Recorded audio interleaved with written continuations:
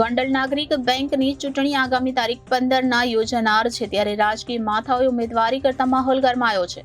સામાન્ય રીતે બેંકની ચૂંટણીનું ખાસ મહત્વ હોતું નથી, પણ ગોંડલની રાજકીય તાસીર હંમેશા ગરમ રહી છે. ત્યારે બેંકની ચૂંટણીમાં ધારાસભ્યની ચૂંટણી જેવો માહોલ સર્જાયો છે. ગોંડલ નાગરિક બેંકની ચૂંટણી આગામી તારીખ 15 રોજ યોજાનાર છે, ત્યારે રાજકીય માથાઓએ ઉમેદવારી કરતા માહોલ ગરમાયો છે.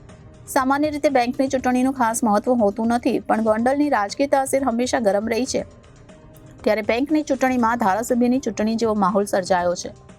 નાગરિક બેંકના કુલ 11 ડિરેક્ટર માટે યોજાનાર ચૂંટણીમાં 38 ઉમેદવારી ફોર્મ ભરાયા છે, જેમાં હાલ જૂનાગઢ જેલમાં રહેલા ગણેશ ઉર્ફે જ્યોતિરાદિત્યસિંહ જાડેજા ઉપરાંત તેમના પિતા પૂર્વ ધારાસભ્ય જયરાજસિંહ જાડેજા, પૂર્વ ચેરમેન જયંતિભાઈ ઢોલના પત્ની શારદાબેન, વર્તમાન ચેરમેન અશોકભાઈ પીપળિયા, પ્રફુલભાઈ ટોળિયા, પૂર્વ ચેરમેન યતીશભાઈ દેસાઈ, જગદીશભાઈ સાટોડિયા સહિત ઉમેદવારી નોંધાવી હોય ઉત્તેજનાનો માહોલ સર્જાયો છે. તો ભાજપ તથા કોંગ્રેસ પ્રેરિત પેનલો ચૂંટણી લડશે નિશ્ચિત છે, પણ હાલ ઉમેદવારોનો શંભુ મેળો સર્જાયો હોય. ઉમેદવારી પરત ખેંચવાની તારીખ 3 અને 4 બાદ 5મી તારીખે આખરી ચિત્ર સ્પષ્ટ થશે. તો નાગરિક બેંકની ચૂંટણીમાં ભાજપ તથા કોંગ્રેસ પ્રેરિત પેનલો વચ્ચે બરાબરના પારખા થશે.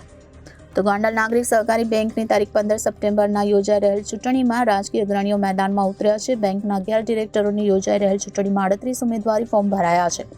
તો ગોંડલ નાગરિક સહકારી બેંકની 15 સપ્ટેમ્બરના યોજાઈ રહેલ ચૂંટણીમાં રાજકીય અગ્રણીઓ મેદાનમાં ઉતર્યા છે, જેમાં બેંકની ચૂંટણીમાં પૂર્વ ધારાસભ્ય જયરાજસિંહ જાડેજા, માર્કેટ યાર્ડના પૂર્વ પ્રમુખ જયંતિભાઈ ઢોલના પત્ની શારદાબેન ઢોલ, જેલમાં રહેલ ગણેશ ઉર્ફે જ્યોતિરાદિત્યસિંહ જાડેજા સહિતના લોકો મેદાનમાં ઉતર્યા છે.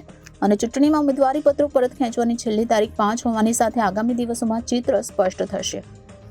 તો બેંકની ચૂંટણીમાં ભાજપ કોંગ્રેસ પ્રેરિત પેનલોનું ચિત્ર સ્પષ્ટ થાય એ પહેલા જ ગોંડલના રાજકારણમાં ગરમાવો જોવા મળ્યો છે.